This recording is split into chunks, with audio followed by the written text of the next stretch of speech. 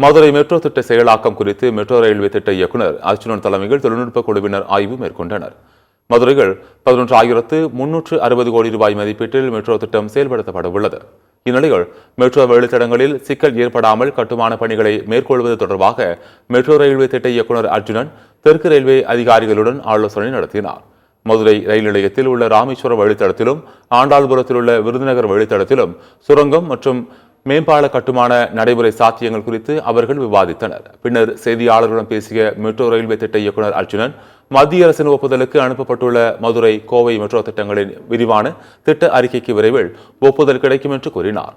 இதற்கு முன்னதாக தொய்வில்லாமல் பணிகளை மேற்கொள்வதற்கான தொழில்நுட்பங்களை ஆய்வு செய்து கொண்டு வருகிறோம் என்றும் அவர் தெரிவித்தார்.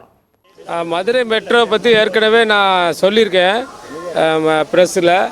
இப்போ மதுரை மெட்ரோ அக்ரிகல்ச்சர் காலேஜில் ஆரம்பித்து ஒத்தக்கடை வழியாக ஹைகோர்ட் வழியாக அப்படியே புதூர் அங்கேருந்து புதூரை தாண்டி அண்டர் கிரவுண்டு தமிழ்நாடு ஹோட்டல் பக்கத்தில் ஆரம்பிக்குது. பெருமாள் கோயில்னு ஒன்று இருக்குது தல்லாவரத்தில், அதுக்கு முன்னாடி தமிழ்நாடு ஹோட்டலுக்கு இப்போ இடையில் ஆரம்பித்து அங்கேருந்து அண்டர் கிரவுண்டாக வருது. அமெரிக்கன் காலேஜில் ஒரு ஸ்டேஷன் இருக்கும், வைகை ரிவருக்கு கீழே ஒரு அண்டர் கிரவுண்டாக மீனாட்சி அம்மன் கோயிலில் ஒரு அண்டர் கிரவுண்டு வரும். அதுக்கடுத்து ரயில்வே ஜங்ஷனுக்கு ஒரு அண்டர் கிரவுண்ட் ஸ்டேஷன் வரும். அது சாங்ஷன் பண்ணணும். சாங்ஷன் பண்ணி 6 மாதத்துலேயே நாங்கள் டெண்டர்லாம் கூப்பிட ஆரம்பிச்சிருவோம். இப்போ சென்ட்ரல் கவர்மெண்ட்டுக்கு போயிருக்கு.